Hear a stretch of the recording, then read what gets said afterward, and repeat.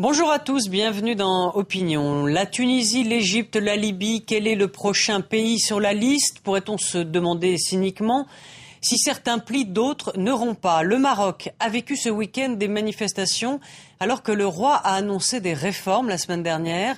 Le royaume est-il menacé? C'est la question posée à nos invités sur ce plateau. Bonjour Ziad Majed, vous êtes politologue et vous êtes prof à l'American University à Paris. Et Cherkaoui Rouhoudani, vous êtes politologue marocain. Alors, ce week-end, on a vu des manifs à Casablanca, plusieurs blessés.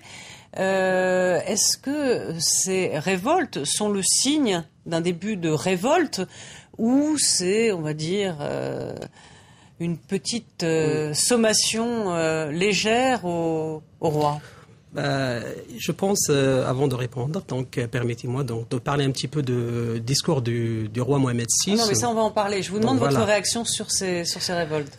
Sur ces manifs, pardon. Ces manifs, je pense, c'est une réaction donc objective du fait que les gens, ils sont dans la préoccupation après le discours. Ils disent, est-ce qu'il y a ce discours qui est plein de promesses, de réformes politico-institutionnelles, est-ce qu'ils seront, toutes ces réformes seront mises en place? Donc, je pense que ces révoltes d'hier à Casablanca, c'est une sorte de préoccupation. Oui. Donc de la part de ces gens-là. Alors peut-être un mot sur ces réformes que promet donc le roi, c'est plus de pouvoir au Premier ministre, une sorte de. Oui. Est-ce qu'on peut imaginer une monarchie constitutionnelle? On va en parler, mais pour rappeler effectivement ce qu'avait dit le roi. En ce qui concerne ces manifs, pour vous, est-ce que c'est un début, on va dire, dangereux au Maroc? Pas nécessairement. C'est une manifestation d'une colère populaire, notamment au niveau de la nouvelle génération. Les jeunes qui sont, comme dans tous les pays arabes, une majorité dans la société marocaine, avec un grand phénomène d'urbanisation, avec des disparités socio-économiques importantes, avec beaucoup de corruption au niveau du régime. Donc les mêmes, on va dire, syndromes. À peu près que dans les mêmes pays. syndromes, avec quand même un peu plus de liberté, relativement parlant, de liberté politique au Maroc que dans les autres pays arabes qu'on a vus jusqu'à maintenant. Donc c'était hier une manifestation qui a préparé il y a longtemps, et il y a une autre qui va bientôt venir. La réaction du ministère de l'Intérieur et la brutalité avec laquelle les manifestants ont été traités pose des questions aussi sur la prochaine fois, quelles seront les réactions du pouvoir après toutes les promesses que le roi a fait. Est-ce qu'on va voir un décalage entre les promesses d'ouverture et comment ils vont traiter avec les manifestants, ou bien on va voir un peu plus de changement? Que veut le peuple, dans le fond, au Maroc aujourd'hui? Le roi a promis donc plus de pouvoir au Premier ministre. Bon, ça, c'est une décision politique, mais aussi pour les libertés individuelles. Ça veut dire quoi? Je pense aujourd'hui, donc c'est pourquoi donc j'aimerais bien parler du discours qui est courageux de la part du roi Mohamed VI, parce qu'il a parlé de beaucoup de libertés individuelles. Donc ça veut dire qu'il manque des libertés individuelles au Maroc? Non, mais c'est la constitutionnalisation des recommandations de l'équité de réconciliation. Donc c'est une instance qui était juste une sorte de commission. Aujourd'hui, on parle de la constitutionnalisation de ces recommandations, c'est-à-dire aussi on va essayer de voir une autre gouvernance constitutionnelle, une gouvernance qui va à la consécration de l'état de droit et d'égalité. Et donc je pense aujourd'hui, nous sommes au Maroc en train de voir une nouvelle étape, dans le sens que ces réformes politico-institutionnelles, je pense, qui seront très très bien appréciées au niveau. Ziad, peut-être beaucoup s'interrogent aussi, beaucoup de Marocains, sur les conseillers du roi qui sont assez visés, l'entourage du roi. Y aurait-il là une forme on va dire peut-être de corruption que le peuple ne supporte plus? Jusqu'à maintenant, il y a eu rarement des demandes ou bien des questions qui mettent la légitimité de la dynastie marocaine en question. C'était plus sur le marzan, c'est-à-dire l'entourage du roi. C'était plus sur le gouvernement que, rappelons-le, le roi lui-même désigne le Premier ministre aujourd'hui et maintient quand même ses proches dans les ministères clés. Donc il y a eu pas mal de revendications par rapport à l'entourage et au ministère. Par contre, le roi essaye d'absorber la colère, essaye de se distinguer, de se démarquer un peu du fonctionnement des institutions. Mais les Marocains le savent bien que à la fois il y a un certain aspect que le roi souhaite préserver, qui est l'aspect religieux, c'est le commandant des croyants. Il y a aussi. Qu'on touche pas aux. Oui, on touche pas mais là, si on commence à aux parler descendants du prophète, en quelque sorte. Tout à fait. Mais j'aimerais bien revenir sur un point. Je ne pense pas que le roi du Maroc est en train de se distinguer. Je pense que le roi du Maroc en train, c'est donc à travers ce discours, c'est le révolutionnaire du Maroc. Donc à travers ce discours, il y a un pacte qui s'est mis en place donc entre le trône et le peuple. Donc aujourd'hui, il y a des réformes politiques. Maintenant, la balle est dans les camps de la société civile. Donc il y a une démarche participative, une feuille de route à travers le discours royal. Donc maintenant, à la société civile, aux partis politiques, aux gens, maintenant de s'inscrire dans cette démarche participative et d'élaborer cette modernisation. Tout à fait, voilà cette modernisation. Il faut quand même... oui et non, disons. Certainement, il y a une pression qui doit se faire par les partis politiques, par les formations de la société civile. On sait qu'au Maroc, les organisations des droits de l'homme, les mouvements de femmes et féministes sont vraiment présents et essayent d'imposer des réformes depuis des années déjà. Mais il y a en même temps un travail institutionnel qui doit se faire. Ouais. Et là, c'est la responsabilité des institutions. Voilà. Donc, de modifier la Constitution, de trouver des prérogatives du roi. Là, il y a la question des détails et du diable dans les détails qui se posent aujourd'hui au Maroc, qui est très importante. Peut-être il y a une bonne volonté du roi. Il y a eu déjà en 99 beaucoup d'espoir quand le roi est arrivé et quand il a promis beaucoup de choses. Il a tenu certaines de ses promesses, mais les autres n'ont pas été tenues. Je pense qu'aujourd'hui, il y a une nouvelle étape, mais quand même les détails et le travail institutionnel, plus la pression de la rue sont très importants. Il y a une chose qui est très importante. Aujourd'hui, au Maroc, il n'y a pas que le roi qui gère. Donc aussi, il ne faut pas distinguer que le Maroc est dans une monarchie où il y a une sorte de partage de pouvoir entre le roi et le gouvernement. Bien sûr, à travers ce discours, il y a une refonte globale de l'institution ou de la constitution marocaine. Il y a une sorte de perception rationnelle vers une gouvernance constitutionnelle. Mais je pense aujourd'hui qu'il faut peu de personnes qui vont... Faut-il une monarchie constitutionnelle ?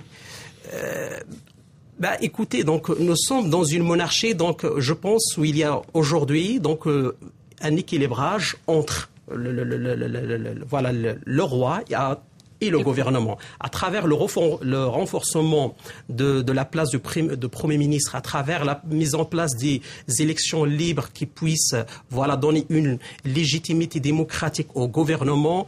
Donc plus de légitimité au gouvernement. Tout à fait. Et ça, c'est possible. C'est possible parce que maintenant, on parle d'une refonte de la Constitution marocaine et d'une refonte globale.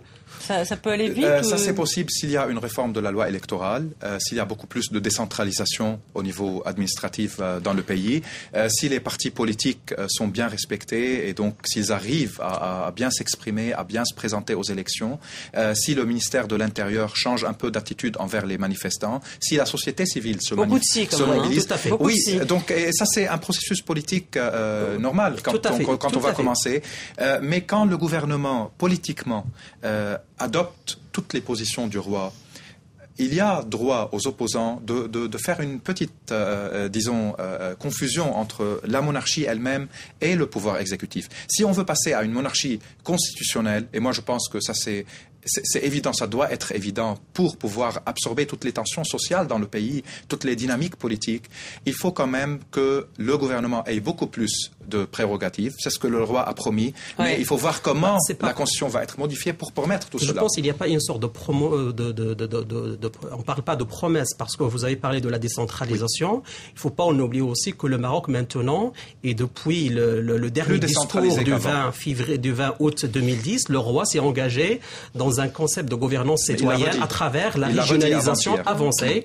Donc, la régionalisation avancée, donc c'est donner plus de pouvoir, et ça c'est dans le discours politique du 9 mars, donner plus de pouvoir aux collectivités maintenant, aux conseils régionaux qui doivent être élus d'une manière donc au suffrage universel. Et ça c'est une chose, il faut dire c'est une chose qui est avant-gardiste dans l'Afrique et dans le monde arabe, où plusieurs pays du monde arabe se confinent ou s'enferment dans le mur de décadence politique. Aujourd'hui, le Maroc, avec ce discours que je trouve courageux et responsable, se dirige vers une gouvernance constitutionnelle rationaliste. Alors ça, c'est pour effectivement la politique intérieure au Maroc, mais il y a une question qui se pose.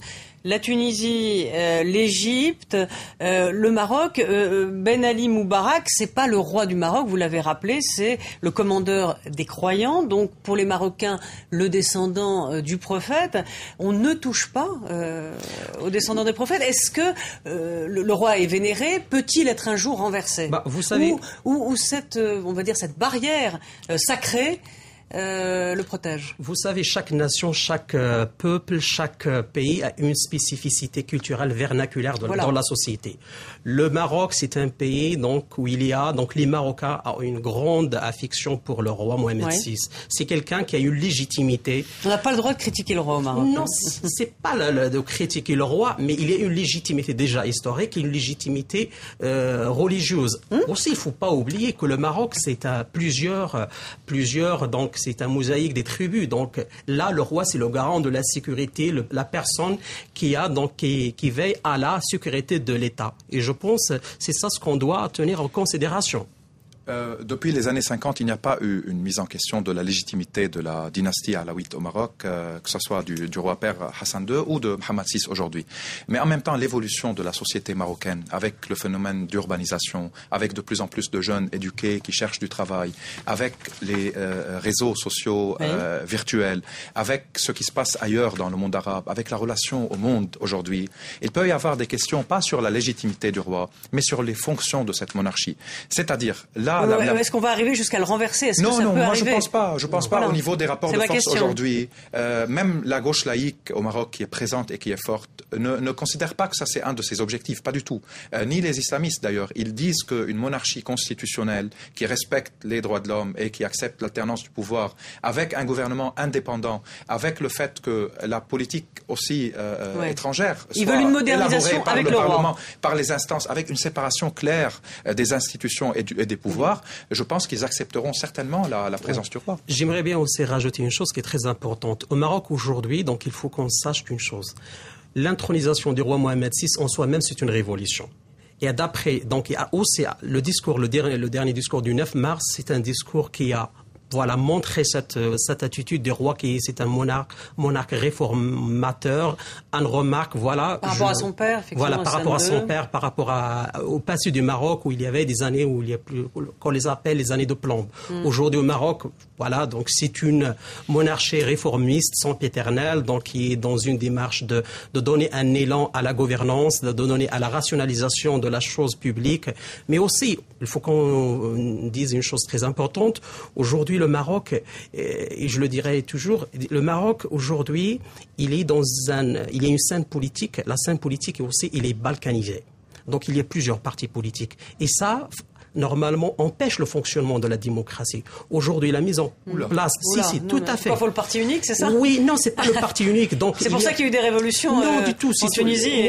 Moi, je pense, on est aujourd'hui, donc on se dirige, on doit reconfigurer le champ politique marocain à travers la mise en place des pôles politiques. Je parle des pôles politiques. Pas des je pense que toute architecture volontariste de l'espace politique peut mener facilement à la dictature. Je pense qu'un des points forts du Maroc aujourd'hui, c'est qu'il a une société civile dynamique, c'est qu'il a plusieurs partis politiques et l'éclatement du paysage politique quand il y a des institutions, quand il y a un respect de la Constitution, c'est un phénomène positif. Il peut permettre à des nouveaux mouvements aussi d'émerger, à un discours politique de devenir plus mûr et de s'élaborer. Ce qui est important maintenant, ce ne sont pas seulement les discours et les promesses, c'est les processus politiques qui vont suivre. Et c'est comment la société civile et les forces politiques qui soient à l'opposition ou bien qui sont dans le gouvernement aujourd'hui, vont pouvoir accompagner tout cela, ne vont pas se laisser faire, comme on peut le dire, régulièrement, comme ça a été le cas plusieurs fois, non pas seulement au Maroc, mais dans plusieurs pays. Donc je pense que maintenant, ce sont les détails du travail qui va se faire, le comité qui a été formé pour revoir la Constitution. Merci à tous les deux. On aura donc compris, le roi peut dormir sur ses deux oreilles, mais il faut des forces progressistes qui modernisent la vie politique au Maroc. Merci à tous les deux pour ce débat. On se retrouve très vite sur France 24. Merci.